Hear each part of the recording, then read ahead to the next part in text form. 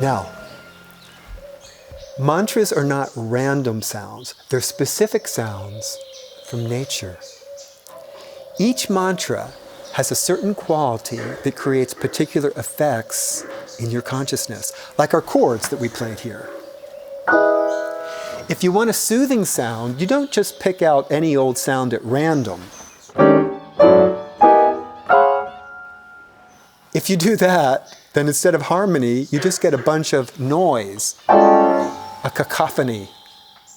There's a science, a mathematics, an intelligence to the structure of chords.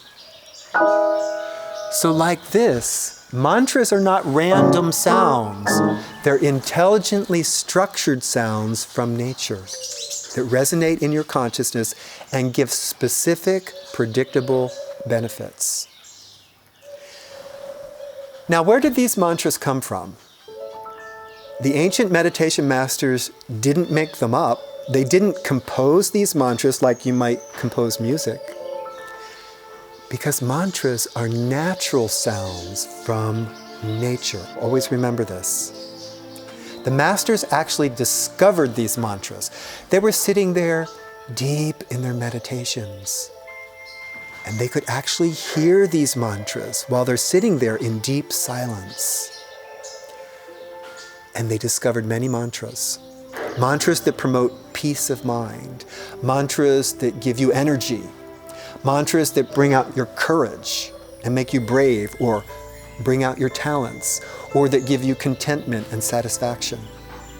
Or mantras that'll make you feel depressed or make you feel jittery. Yeah, there's also mantras with negative effects, just like we can have chords with negative effects, right? You don't want to meditate on a sound that's going to break your harmony. You don't want to sound like fingernails on a chalkboard, do you? We have to know the correct sounds that will soothe and uplift your consciousness, even at the very deepest levels. So these meditation masters, they categorize these mantras. Over here we have the mantras that will uplift you and empower you. And over here we have the ones that will actually depress you and block your energies.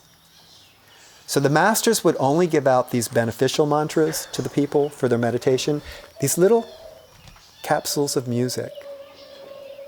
It's a truly amazing ancient science, this knowledge of how certain series of sounds produces very predictable benefits in your consciousness through the principle of music, the principle of resonance.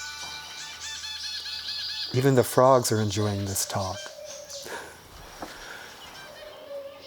Now we've said, see?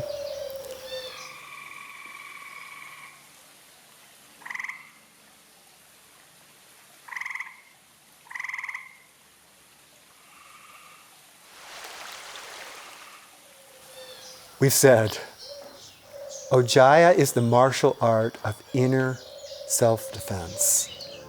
And in this martial art, we have a saying. We carry the sword of truth. Many times in our training here, we have to cut through a lot of common mistakes and misunderstandings about meditation. So our sword of truth is one of the hallmarks of the OJAYA training.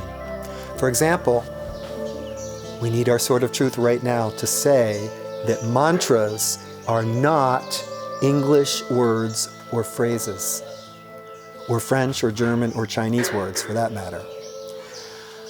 I saw someone recently who said, my mantra is, my mind is free, my mind is free. That's a really nice saying, it's a nice sentiment, but my mind is free is not a mantra. It's just a nice thought. And sometimes you hear on TV a commercial or something, some business that says, our mantra is the best service 24/7 or something like that. These are just slogans. And a slogan is not a mantra, not in the classic traditional sense for meditation. Our popular culture today has co-opted the word mantra And now people use this word in so many different ways, but the authentic mantras of deep meditation are in a completely different class, all their own. So always remember this. Now, there are people out there who say, you don't need a mantra from the ancient meditation masters. Instead, these people want you to use their newfangled modern inventions, or you put on some headphones and you listen to binaural beats. That's what they call it. These binaural beats are supposed to work just like a mantra to harmonize your brain waves. It's supposed to be the new scientific way to higher consciousness. Now, in case you don't know, binaural beats means you're listening to musical tones in each ear, but the pitches of the right ear are slightly out of tune with the pitches of the left ear. And because these tones fight with each other, their sound waves create an interference pattern called beats. Now, can you believe this? These people want you to listen to out-of-tune wave patterns, and it's supposed to bring harmony to your brain waves. Here again, we have to draw our sword of truth. Please avoid listening to disharmonious sounds like this. This is not a proper meditation. This is not a proper teaching. The whole idea is steeped in misunderstanding of how consciousness works. Out-of-tune tones will not retune and balance your consciousness or your emotions. These people who endorse these methods, they talk all sorts of scientific jargon, brainwave patterns, theta waves. It may all sound very futuristic, but really, they themselves don't understand the nature of human consciousness, and they have no idea what they're doing with these out-of-tune tones, using you as their guinea pig. So please beware and always take good care of your consciousness with authentic, classic mantra meditation, okay?